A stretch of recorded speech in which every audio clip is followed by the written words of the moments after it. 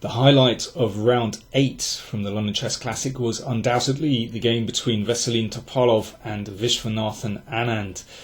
Topalov with the white pieces, well, he's having a nightmare of a tournament. Anand, on the other hand, 47 years old and really finding great form, not just in this tournament, but throughout the year.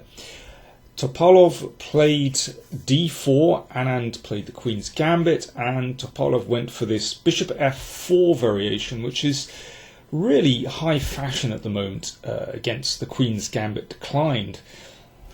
So castles, e3, and here, well, over the past few years, knight d7 has taken over as the main move for black, but, you know, black, although he's very solid, after c5, has quite a restricted position.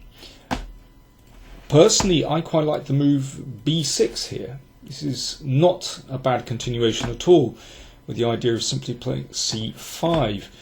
But the old move here, which was very popular in the 1980s and 1990s, is c5, and that's what Anand played here. I mean, this was so popular in those days, but I think one of the reasons why this variation was somehow sidelined, let's say, is because after the main continuation, Queen a5, white used to castle, and this move is very dangerous. And then after, for example, Bishop e7, then the moves either g4 or h4, and well, Kasparov had some success with this line with white, for example, and many other players. Although, you know, a theoretical advantage has never really been proved for white. But it's, in practical terms, it's a very dangerous choice. But instead of the standard move Queen a5, Anand plays Rook e8 very quickly, so clearly well prepared. Anand is always well prepared. And here, well, I see that there's a very old game between Sir George Thomas and Frank Marshall, played in London in 1927, which went Rook d1. And then e5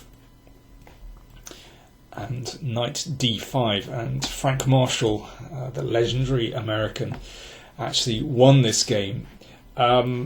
Instead of rook d1, well, we know that Topalov is always up for a challenge, and his poor score in this tournament didn't prevent him from playing in his usual style, and he castled queenside, so very much along the lines of this sort of relatively modern way to play, castling queenside in the other line. So e5, again, Anand bashing these moves out pretty quickly, and this has been played before. Now, I mean, if I were playing black here, I wouldn't wish to encourage white's pieces forward in this way. It has been played before when black played bishop e7, but after these trades, then white wins a pawn, and although black has a bit of compensation because white's king is a little bit open, in fact, white should be better here. But after precisely 10 seconds thought, Anand played b5, quite an extraordinary move, and if you want to randomise the position, then this is the move for you. It's a new move, and clearly it's trying to undermine the position of the knight on d5, but also it simply opens up lines on the queen side, so white's king starts to look a little bit exposed. I mean, there are so many captures here. You can take here straight away, you can take with the knight. Topalov took with the bishop, which looks pretty sensible to damage the pawns around black's king. And then he took on b5.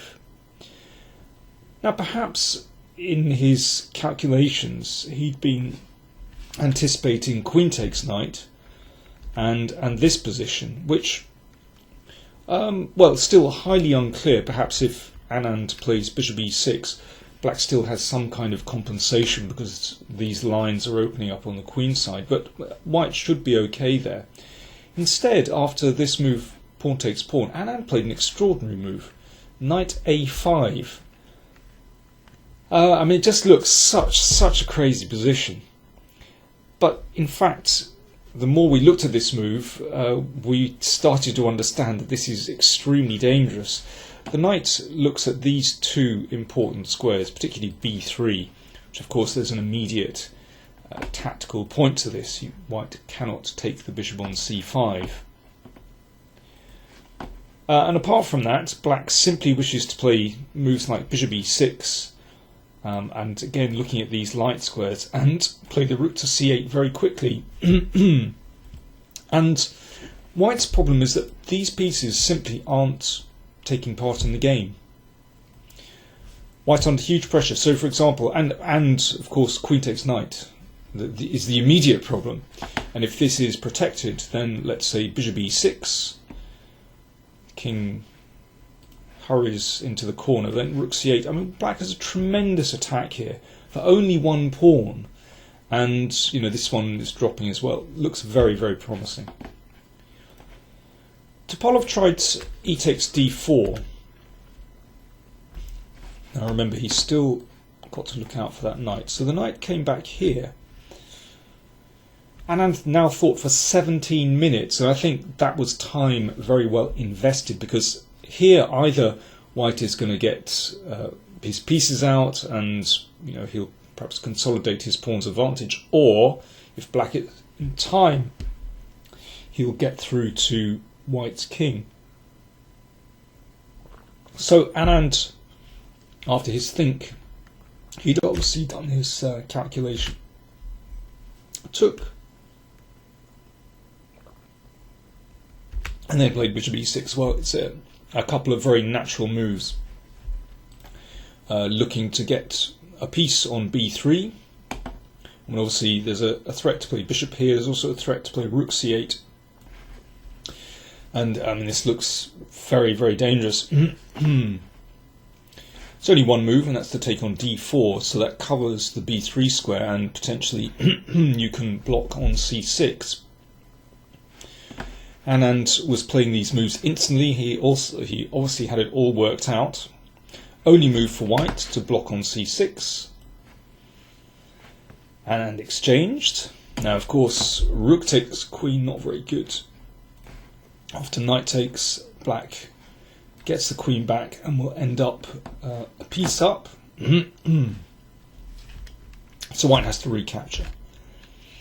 Queen b6, this all looks very, very natural moves for black, and again the problem is that you know white just can't connect his pieces with the queen side, and white's king is very exposed. Threat, rook takes pawn. If b5 looks fairly natural to block with the pawns, then actually in a very mechanical way black opens up the position, just undermines the protection here. So rook takes pawn threat. You can see all the files are open against the king. If white tries to hang on to that, then simply rook a8, and this attack on the a file can, well, in combination with the open files and diagonals elsewhere, this is simply winning for black. Therefore, instead of playing the pawn to b5, Topalov played queen a4. Anand now thought for 12 minutes, and he missed a golden opportunity here, which really would have crowned the game and crowned this beautiful idea of b5. He took on c6, allowing the king to slip to the side. He had a winning move here. Bishop g4 is a beautiful move, and it's just enough to disturb the position of white's pieces, and it wins. So first of all, the rook is attacked. If it moves up, let's say rook d2, then this exposes the first rank, and the rook can move down, and this is devastating. So check here, and now simply rook takes, and that's gone completely. Let's go back here. So the obvious move to prevent bishop takes rook is to play pawn up to f3. So if f3, whoops, let's play that on the board. If f3, here's the point. Now the bishop comes back to f5. Okay, so why did the bishop not come to f5 first? Well, here, if bishop d3, because the bishop prevents white's king running away, so white has to block with bishop d3, and now queen e3 check is a winning move. that's why the pawn was forced up the board to f3 first, and why the immediate bishop f5 with the pawn on f2 wouldn't work. So check, the king must come up to protect the bishop. Check, if rook d2 then you win a piece, and if king c3, rook e3, deadly pin, or if the king goes back then obviously that wins. So bishop g4, what a beautiful move to win the game. Instead Anand played rook takes pawn. Such a pity he missed that. And now rook d8. Now this is still a very dangerous position for white, and not easy to defend. But okay, first of all, traded rooks and then played bishop e2. Can't take the rook here because that leads to forced checkmate. So bishop e2, now bishop f5 check. Objectively, this position, you know, if you run this through a computer, the computer will tell you that actually, well, black is still a little bit better. You know, it's perhaps Anand could have played it a little bit more accurately.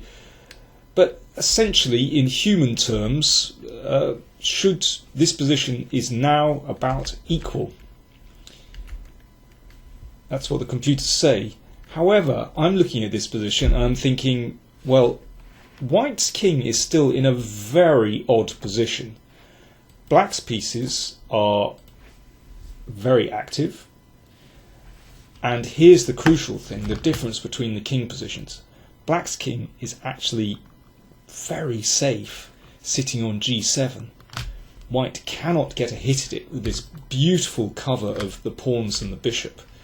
So, as so often, we've seen this in so many games. In practical terms, if you have the safer king, then you have the better chances. And here, Topalov made a fatal error. He allowed the bishop to come down to c2. He probably could have played, I think, rook d5 there instead. I think that might have held on, but it's difficult. Anyway, bishop c2. And this is a winning move, because in this position, he'd obviously overlooked queen b5, which is devastating. Queen a4, mate threatened, and well, don't forget that one as well. If b3, then queen a6, and that is deadly. For example, queen a2 mate. And in the game, queen c6 was played, and that allowed rook takes bishop. Queen takes allows queen a4 mate, and pawn takes, queen takes queen. Wow. The end came very quickly there, after it looked as though Anand had thrown it away, but still, it was a tremendous game from the former world champion, and that lifts him up in the tournament standings. So all the other games were drawn. There was, again, very interesting games played in round 8, but the leader is Wesley So with 5.5. Caruana has 5, Kramnik, Anand and Nakamura all have 4.5. One round to go. Wesley So will play Maxime Vachier-Lagrave, and Nishigiri plays Fabiano Caruana, and Anand plays Kramnik. One round to go. See you soon.